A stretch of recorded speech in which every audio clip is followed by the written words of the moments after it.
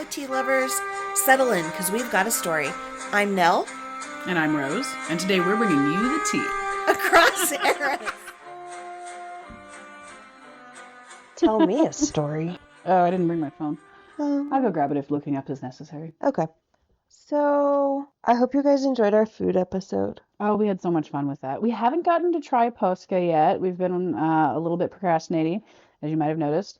Things are sort of getting on track again, though, so that's nice. It is. Hopefully you'll hear this on Wednesday when you're supposed to. Fingers crossed. We'll see. So, Rose finally has HBO. So it's not that I fought it. It's just, the too many subscriptions thing. I've already put my eggs in the Zive basket. Yeah, man.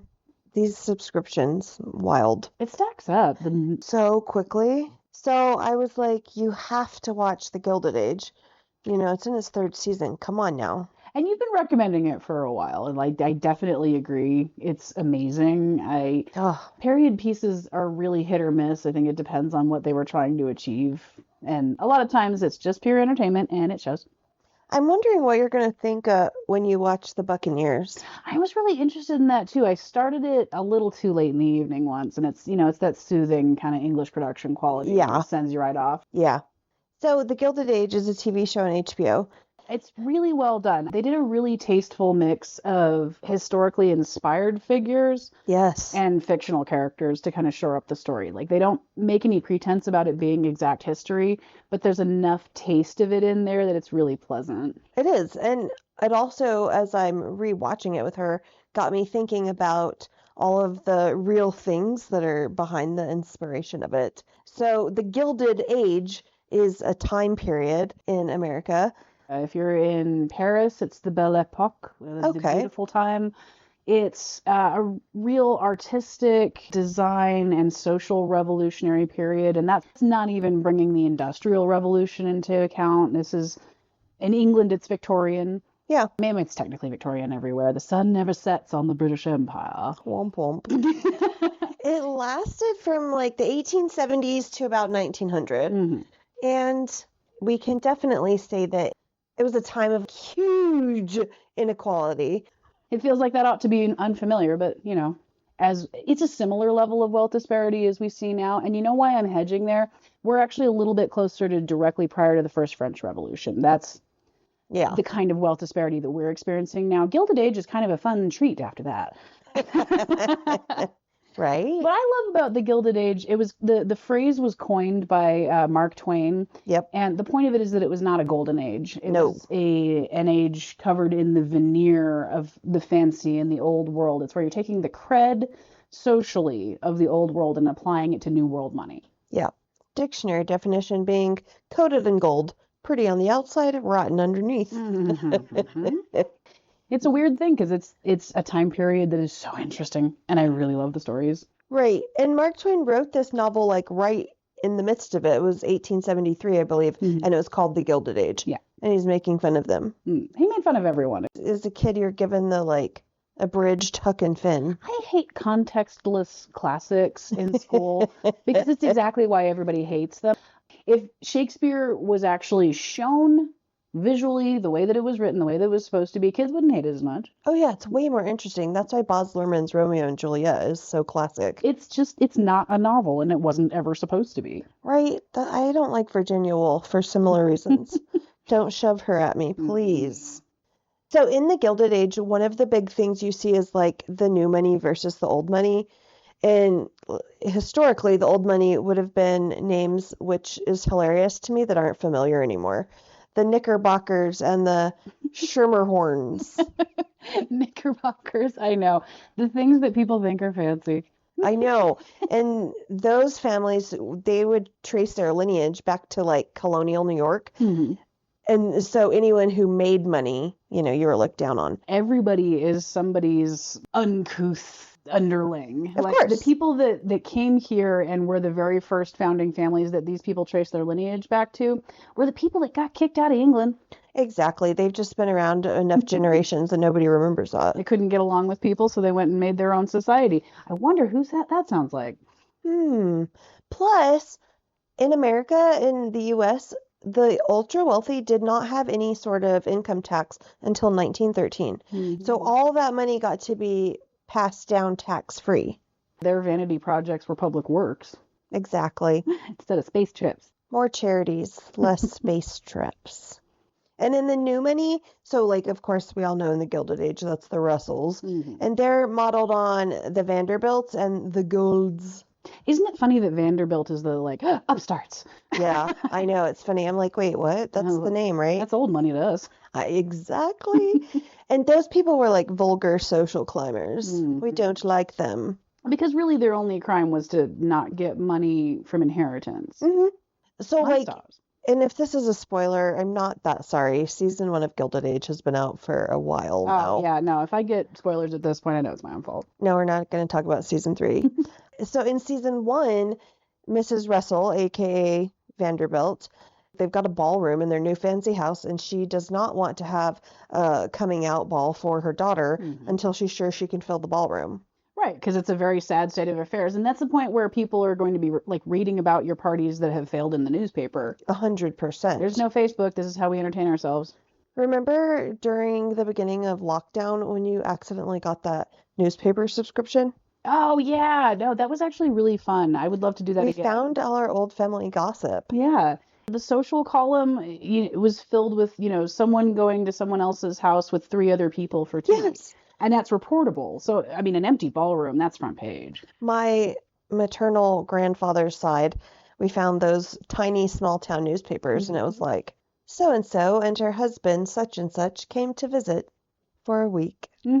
Slow news week, just comb the train logs. Right. So Mrs. Russell's considering this, and then, happy turn of events, she becomes friends with Mrs. Astor's daughter. And Mrs. Astor is one of they have that sprinkling of actual characters that really existed. Mrs. Astor is one of them. She was famous for, and I quote this from the TV show, shaping society. She was the face of the old money. Yeah. And what she said was what happened. We'll talk more about the 400 of it all later. It's all very Anna Wintour. I know, right? But what Mrs. Russell does in the show is she does not invite Mrs. Astor's daughter to the ball because Mrs. Astor won't be coming. She doesn't just not invite her. She sets up this whole performance with her daughter and all of her friends, and they're all going to get to hang out together with the fancy people and be the center of attention. And then the week beforehand, she yanks her ticket and says, well, if your mother won't accompany you, why would I let you come? Yeah. So everybody's devastated. They've been practicing. They're not hanging out with their buddies. They're not going to get to hang out with the cool kids anymore. And they know exactly who to blame. Her mother. Exactly. And it worked in the TV show, and apparently it worked in real life. Oh, try and pit somebody's teenager against them, see how fast they fold. That works now. 100%. And I mean, I would not say, and this is just me guessing and not really knowing anything about the two of them in real life, they were frenemies, not friends. At that level of society, you want to be the one in charge, but I think on some level know that you can't be all the time. Yep. So try and know the other people that are going to get the game for a while. I really started thinking about it. I was like, wait a minute. How much would it cost in today's money to run these households? So all of this, I'm sorry, it came from AI, but this is for a household similar to the Van Ryans. This is the guesstimate, right? So to pay for your household staff of 8 to 12 people, the 1880s cost would be between $5,000 and $10,000. So in today's money, that's between $150,000 and $300,000. Right, and then but break that up between the 15 staff, and they're only between them making $100,000. Yeah, and then of course, like your butler would probably make the most, right? Now, granted, they do have room and board, so I guess that factors in. Definitely nice, and an afternoon off. A whole afternoon. Right. That's why I like Boxing Day, right? After Christmas, it's the best holiday ever. It's the servants' holiday. It's when everybody has gotten to have all of their parties, and all the servants get their gift from the household, and they get to go and do whatever they want with their day because the fancy people celebrate on the actual holiday. Oh, wow. Housing upkeep, which would be, repairs, coal, gas lighting, furnishings, carriage maintenance. So I guess all of that falls under your utilities. In today's money, that's going to be between $60,000 and $150,000. Just really depends on what's going on. Yeah. Your fashion and clothing budget for 3 ladies could run you about $90,000 a year. Food and entertaining, because you have teas, dinners, guests coming over, all those things. $60,000. Mhm. Social obligations, including your opera box, your club memberships, travel to Newport, and charity events, that can be between 60 and 120,000. Okay, I'm loving the opera thing, by the way. Yes. And then, of course, transportation, which is your carriage, horse, stable hands, between 30 and 60,000. Mhm. So, adjusted for inflation in today's money, that would be between $400 and $750,000 a year just to keep up the house. Mhm. You don't have a mortgage. Right. And that's not any of your other extraneous hobbies. Families that would have been like who the Van Ryans were portrayed off of, Mhm. obviously a lot of inherited wealth. Oh, yes. Real estate, railroad, bonds. The thing about inherited wealth, though, I mean, they do have to have sound financial management and they do have to have a plan for growing moving forward. Like, it doesn't just stay Yeah. Marrying a inherited rich wealth as much as American. everyone would love to be, just nobility for the rest of ever. Right. If you're hemorrhaging almost $1 million a year to keep your house up, Oscar better be marrying someone rich. Exactly. And then people like the Van Ryans would have been like, we're modest within our luxury. Whereas the Russells, they're like, look at our luxury. We are spending it all. That reminds me, I saw this picture recently of a powerful political leader sitting in front of a fireplace, and it looked like he had sent someone to Hobby Lobby to get like some gold, well, I don't know, you probably have a name for it, like press-on 3D stuff, like gold foam sconces to make the fireplace look fancy. That's Like it's all been popped out of one of those kits and just stuck together with craft glue. Yeah, like all the accents. I love the Russells, so I don't think they're that tacky, but I'm just saying. And a house like the Van Ryans, now this said it probably would have had at least 10 rooms. So they have like a living room and a drawing room. Right. You have a library, which is, or study, which is going to be where everyone sort of retreats for the brandy and cigars. Each of the householders or household members would have their own room, and probably like an antechamber, but I don't even know if that would count in the room count. Probably not. And I mean, honestly, the entryways, like the entry into the Van Ryans house, the Russell's house. Its own room. And that is its own room. Yeah. It's Does that count? But like the Van Ryans just kind of have like, the double set of doors and then like an entryway and then like immediately the stairs. The stairs and like a small room off to the side where I've seen like Marion lay her coat. Yeah, honestly, probably a coat room, possibly like a receiving room. Okay, ready to talk about the Russells? Yes. Okay, so the Russell's house is so much bigger. For example, what was the name of their cottage? Beechwood actually was the Astors cottage, I think. Beechwood is the Astors cottage. That's right. The Breakers is the name of the cottage that the real Mr. Vanderbilt built. Yes. In Newport. I remember. 65,000 square feet, 45 bedrooms. Cottage. Yeah, that's the summer house, dear. It's just a little slip of a thing. That's what the maid was just saying in the episode we finished watching. She's like, they call it a cottage. Let's see, in the Russell's house, so they have a lot more staff, between probably 25 to 30 full-time staff. Well, and they have so many more rooms. Yeah, because they just have like the guys who stand there and open and close doors. Yeah, the footmen, I think, is what, because they're the guys in the livery. Yeah. Okay. So for 25 to 30 staff members, 1880s cost, 20 to 30,000 a year. Nowadays, 600 to 900,000. Mansion upkeep, theirs would have included things like chandeliers and marble polishing. Yes, you have to dust those things. Right? Upwards of 300,000 a year. And they're a smaller family. Yeah. Now, this is average entertaining because the rumor was that the real Mrs. Vanderbilt spent $1 million on her daughter's coming out ball. Oh, I could well believe it. Consuelo Vanderbilt was the most diamond encrusted thing you've ever seen. Wow. So this is just, your average entertaining, your galas, custom invitations, fresh flowers, ice sculptures, swan pate. Oh, and we were kind of debating this a little bit. Ice especially is very impressive because this is before freezer technology is invented. But anytime that you have anything iced, shaved, or otherwise, it's coming from a lake in Michigan and somebody really carefully packed it for all the months it's been in between. And you see the covered wagon that advertises the ice delivery on their street all the time. So your entertainment costs annually could run between like 150,000 to far upwards of 450,000. Sky's the limit. Yeah, depends on what you're doing. Courting a duke, we'll see. Clothing and fashion, obviously. And you can't just like roll downstairs in your day clothes for dinner. Oh, no. You couldn't even come down in your jeans and t-shirt like I'm wearing. You have to wear a tux. They've done a really good job with Ada, showing her in the kind of more appropriate for wearing around the house outfits, where it's like a little bit loose, but the coverage is full and you're still, in fashion-ish, but it doesn't have to be quite as on top. Right. Like Miss Russell's like, we're all on point. Right. So nowadays that would be between 150 and 300,000 a year. Social climbing, back to those opera boxes. Also listed under social climbing, this cracked me up. Strategic hostage, press manipulation, patronage. Bribes. Up to 150,000. Budgeted in. Yep. Transportation, all those carriages and the people who have to run them, about 180,000. And then your travel, that's your summer in Newport. If you're going to Europe, you're relocating your whole household. And if you're going to Europe especially, you're essentially setting up a temporary household on one of the ships. Like Titanic wasn't lying. That whole, she's got 5 rooms and a walkout veranda. Like, that's accurate. Wild. That could cost you upwards of $300,000 a year.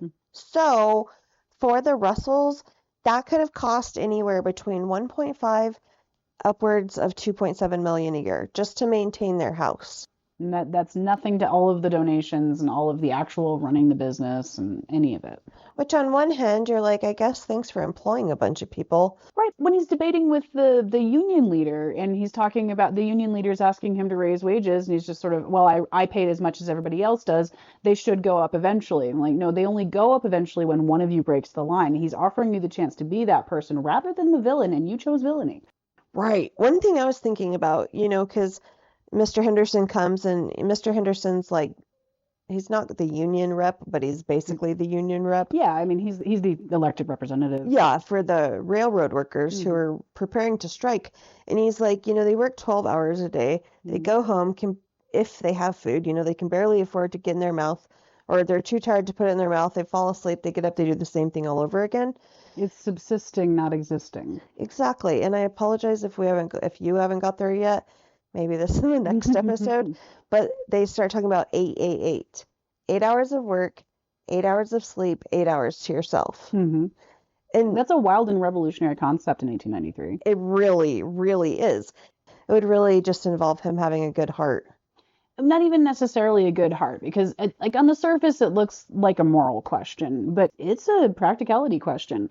If that person who works for 12 hours a day and only subsists and only barely has enough to function stops performing their task for you, and if all of them stop performing their task for you, your business collapses. Yeah. The thing is the entire lifestyle here is based on the assumption of having the availability of serfs. Yeah. That's what the aristocracy is based on. You actually can't have it without that. There's no sparkling, glittering party without 50,000 people below it that are making it happen. Have you seen those billboards around town, by the way? Okay, so there's these big billboards around town, and they'll have like a person doing like, I don't know, teaching, mechanic, computer, whatever. And it says, we make, and it has an arrow pointing to that person on the other side. I've seen them on the electronic billboard. So on the like right hand side of the billboard, they'll have a picture of, so far I've seen a Facebook guy and Elonius Musk, and then it says they take, and it has an arrow pointing to them. I don't know who they're sponsored by. I only see them on the interstate when I'm coming over here. Kind of appreciate the sentiment though. I know, and I'm like, who's sponsoring these, and now what? So if all of those people collapse your business for you, not only have you lost out as the owner, you may not be able to get back the structure that you built in the first place, because people know what kind of employer you are. People know that all those guys were either worked to death or laid off when they tried to ask for more. Your reputation as an employer really is your biggest asset. Yeah, it's wild. And you're pissing it away so that you can have parties. And Mrs. Vanderbilt, she had some crazy parties. She was known for her 10-course dinners at midnight. Things like, none of this sounds great to me, y'all. Oysters, turtle soup, whole roasts, champagne, cigars. would eat most of that, but I'd eat the roast. presentation food is weird and not made for taste. Remember lime jello, marshmallow, cottage cheese surprise? Yes, I The do. ladies who lunch like to look at their lunch, not necessarily eat it. Right. And that was why I threw in earlier swan pate. Apparently that was something they were known to have at their parties. Pate, but fancier. Yeah. Gross.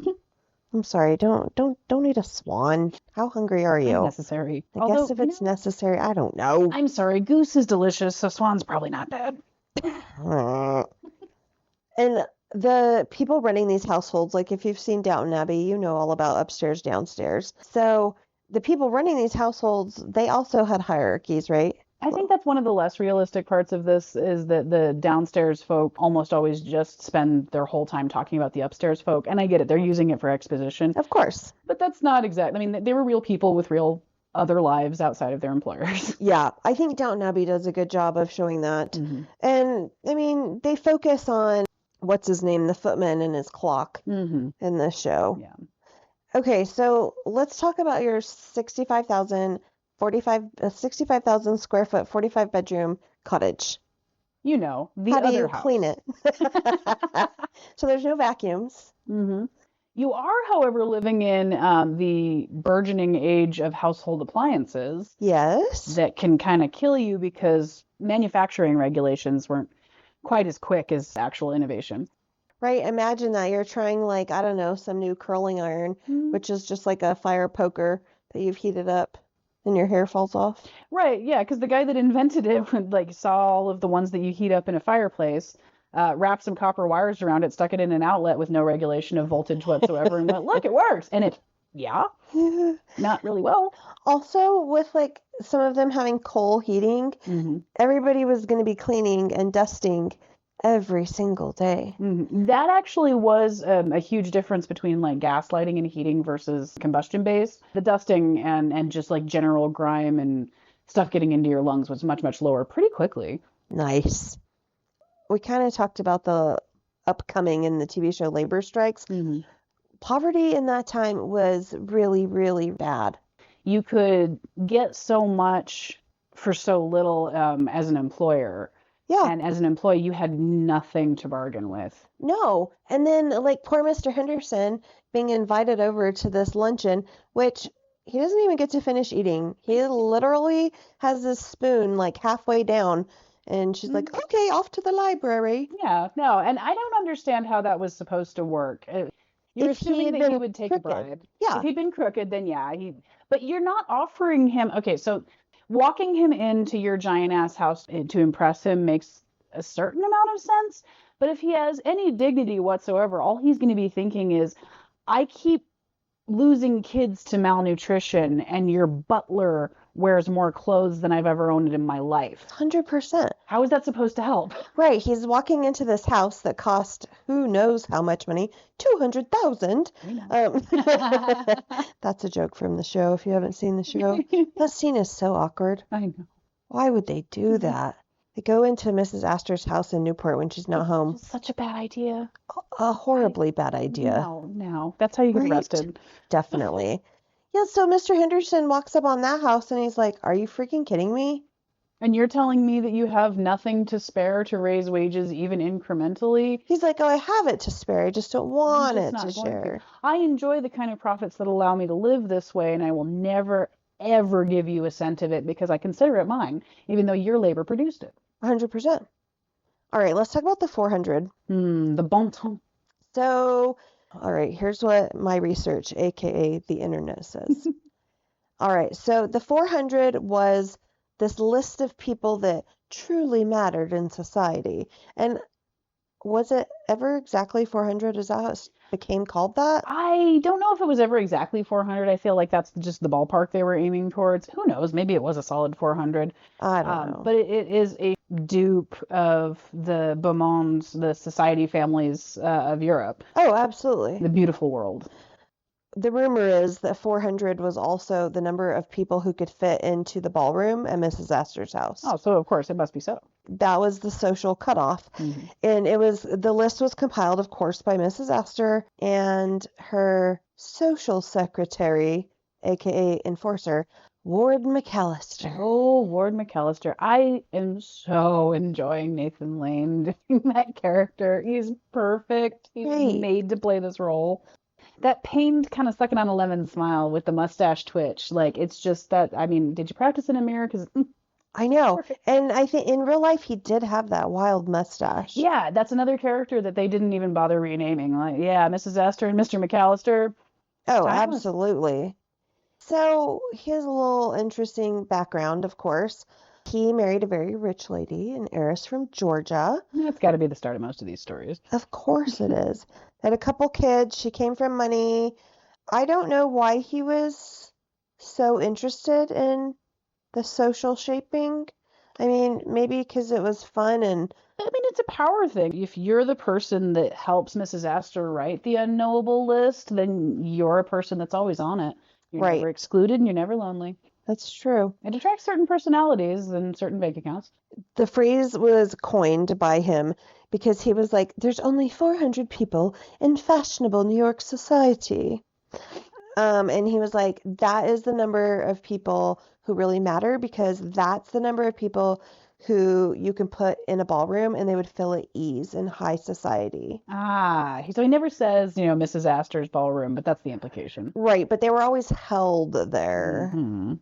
When he died, he was eating alone in a restaurant at New York's Union Club. Oh, wow. He was in social disgrace at the time for his writings. He published a book of memoirs in 1890 called Society as I Have Found It. Oh. Right. And so, of course, like the old money was pretty mad because they can't have like the private workings of their lives on display for poor people. Oh, please, he's Samuel Pepys. It happened exactly the same way in 17th century England. Right. He is the scandal queen, by the way, if you ever want some fun. You can't write creative nonfiction. I know that sounds like an oxymoron, but here's the deal. Creative nonfiction means your memoir, things like that. What you remember is nonfiction to you. Yeah. However, if you wrote a memoir and I was involved in it, I would be like, I didn't do that. And you would say, yes, I did. And I'm like, well, this is creative. And you're like, it's nonfiction. Okay, so that's where that comes from. Don't write creative nonfiction about people unless you're sure you don't want to be friends with them. Yeah, because you're not going to get back. Yeah, that's just how it goes, okay? I'm doing you a favor telling you. All right, back to Mrs. Astor. So in the TV show, Mrs. Russell, she's got like big feathers in her hair. Her clothes and her daughter's clothes are like so much louder and bolder than everyone else's. Definitely tacky. Yes, you need to be undertone, understated. They would actually buy dresses and keep them in the closet for a couple of years so as not to look too forward. That's wild. Isn't that weird? It's like the difference between people who get, and I'm not knocking this, more power to you, because I've got a few designer handbags, just not this one. But if you get like, say, a Louis Vuitton bag and it just is like the brown with the tan LV logo all over it, like everybody knows you have a Louis Vuitton. Right. Yeah. Old Money has some label I've never heard of. Yeah, Old Money just has a little tag on the inside that really only the people that handle your luggage know, but they know. They know. That was probably like handmade for you by someone in a small shop in Italy. Exactly. Bespoke has a lot of different things to say than like loud advertisement. Right. Bespoke is lovely. That's what we would call, this term's probably out of fashion by now, which is why I'm using it, quiet luxury. So in real life, and I hope this isn't the case in the show, in real life, the Vanderbilts divorced. Yeah. He cheated on her a lot, and she gave up and remarried someone else. They're such a really loving couple in this one so The far. Russells are. I'm hoping they don't follow that trajectory. Yeah, no, the idea of a power couple actually supporting each other is so rare. It's really fun to watch. I'm sure it can't last. I know, I really shouldn't tell on myself for this because, hello, fellow church people, if you're listening.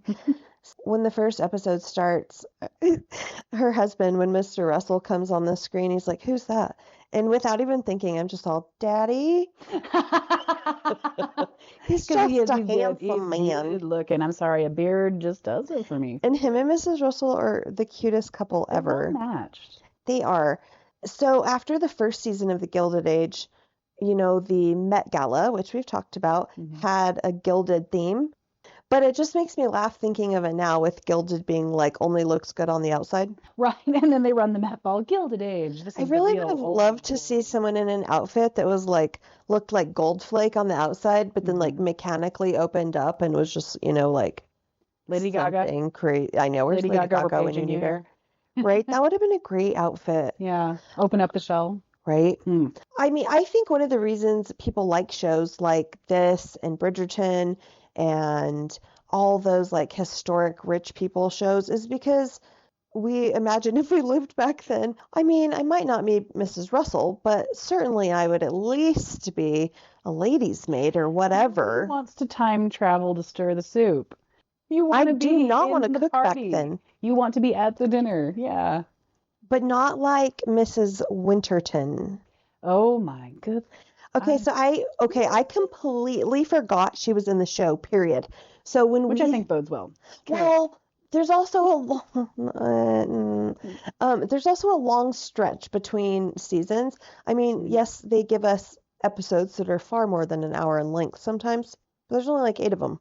I'm really feeling spoiled right now because I'm just plowing through it, and I'm gonna get to That's where the you best are, part. and Well, to season Barack. 3 is coming out every Sunday night, so actually, Really I think there's only see where it 1 or goes. 2 more episodes. Yeah. Yeah, but you're right. Yeah, I don't want to go back in time to be the cook, or even worse, I don't want to go back in time and be married to one of these poor railroad workers. Yeah, exactly. She Putting has the to work subsistence and life raise 6 kids. without electricity, not even getting to go to the party where they announced electricity. That's not really the party, is it? Nope, Peggy gets to go to the party where they announce electricity. Peggy is such a great character. I love everything about her arc. Well, okay, no. I hate the heartbreak that brings her to where she is, but I just absolutely love every steel piece of her spine. I love her, and that's why Mrs. Van Ryan loves her. Mhm. She likes people who are self-reliant. And I know I've said this a lot lately because it's been really heavy on my mind, but I've been thinking about people, and mostly about myself, being more of a self-starter. So I've been watching a lot of like women in sports documentaries, currently surfing, and I'm like, first of all, never in my life could I imagine taking something that seems so like fun and chill as surfing and turning it into like the crazy competitive sport it is today. But just the drive and determination of these people, it's impressive. And Peggy, she's so impressive. And there's a lot more that happens with Peggy. I hope you watch the rest of it tonight. There's something to be said for the excitement of trajectory in the Industrial Revolution. I know. I texted Rose this morning pretty early and I'm like, I need you to call out of work. Just kidding, boss. Because we do work together now. I'm like, I need you to call out of work and finish watching all of The Gilded Age because I just watched the new episode and oh my goodness. And I was like, I'm getting a new water heater installed, so that's super tempting, but no, afraid not. Yeah, I had a lot of work today. Okay, we have a side tangent for you guys before we stop. So in honor of our food episode last week, we've been trying some snacks and we're going to give you our opinions. The first one is the obvious one, Dubai chocolate. Yes, which we were bringing up last time. I was impressed. I liked it. I liked it a lot. I don't think I'd pay $15 for another one of those. It was true about the phyllo dough being like wrapped in. Yeah. So I've decided that I'm going to look up a really good type and then buy that and then I'll just see where it goes from there. I thought it was delicious. I will say the packaging of most of them, they show that beautiful pistachio green and it looks like guacamole. Yeah, no, green isn't just really all that pretty in a chocolate bar. It's hard. It's confusing. It's hard to make it so. It's the exact same thing with matcha. Ugh, matcha. Yeah, sorry, people who like matcha. I do not. But it tasted delicious, like better than peanut butter and chocolate. Yeah, no, definitely like if pistachio butter existed, which I wish. I mean, maybe we should make some. That would be amazing. That would be. And then we tried something I love, freeze-dried Skittles. I think I'm a medium on that. They busted my mouth open. I'm not a fan of the sharp. Yeah, that's what I mean. I ate more than she did, and it stabbed into my mouth a lot. Yeah, it's like really pleasant sandpaper. I like also stabbed into my tongue and it still hurts. I have to go home and do like a saltwater gargle. It's no replacement for astronaut ice cream because we went to the Natural History Museum last week and they did not have astronaut ice cream. And I'm sorry, I judge you. I was gonna buy you some astronaut ice cream, but I couldn't remember what flavor sandwich you said was the best. Actually, I will tell you this. I will tell everybody this for free. The only astronaut ice cream that is worth anything is Neapolitan. I thought that was it. That's Okay. it. Don't I even probably look could at have the others. listened to the episode where we went to the moon, and you might have told me in there. I'm pretty militant about it. Okay. And then we also tried some green sour straw pieces. It was like this one bag, and they were all the same color green. Oh, that's the other thing, the sharp sugar on the outside of those. Eats probably both. It's ruining my mouth here. I gotta stop this. But anywho, they're all the same color green, and the flavors you could get were watermelon. Which one was super? Oh, lemon lime. That was super sour. Green apple was less super sour, which was weird. Yeah, lemon lime took the cake, and pickle. And pickle was actually so good. Okay, I don't know if I go that far. I would eat them again. It specifically reminded me of the pickles that come on the hamburgers at McDonald's, and I have not eaten a McDonald's hamburger in a minimum of 25 years. Anybody that knew me as a child knew that I had no problem shamelessly going up to the counter of any fast food restaurant and asking for a tiny cup of pickles to eat. I like pickles, I do, but I think the texture kills me. It's like the buttered popcorn Jelly Belly. Right. It's just It definitely wrong place. tastes like buttered popcorn, but it's chewy. Yeah. That's confusing. I just really want to go down and get one of those pickle lemonades and walk over tomorrow for my lunch. Ooh, I love the ice cream over there. Yeah. She lives close to like a food hall that has, what's it called? Nico. Nico ice cream. I don't know what kind of ice cream it is, but they have good, weird flavors. And the fish cones are a 10 out of 10. Yeah, They get it's like a cakey crispier. cone thing. How do they get crispier when ice cream's in it? Something about it being cold, it like freezes the sugar crystals. So amazing. I don't know. It's delicious. It is delicious. Well, guys, if you heard this on Wednesday, thank you. That's when we release. And we are planning on getting back into a regular schedule. Life has settled down a little bit. We really appreciate your patience. We every time do. We were able to take. But we're going to be more present here in the future. We are. You know, things happen, and I've got some football games coming up this fall, but I got to fly back to the South for my football games. Alabama calls, do you? But not Alabama, the school, just making sure everyone out there knows that. Oh my goodness, I am no an Auburn person. Rose just war eagled me. Have you noticed that I'm working on my stack bracelet combinations for the game? have. Yeah, so stack bracelets are like very, cutesy and popular with the cute outfits. As if I wear a cute outfit, I'll be wearing jeans at the college games. But like if you go into the store, like Toomer's Corner and all the little ones in Auburn sell these, they're like $30 for 3. Oh my gosh. Do you know how many beads I have at home? Thank you, Taylor Swift. All right, guys. We hope you leave us a comment, leave us a review, and let us know what you want to hear. Have a great week. Bye.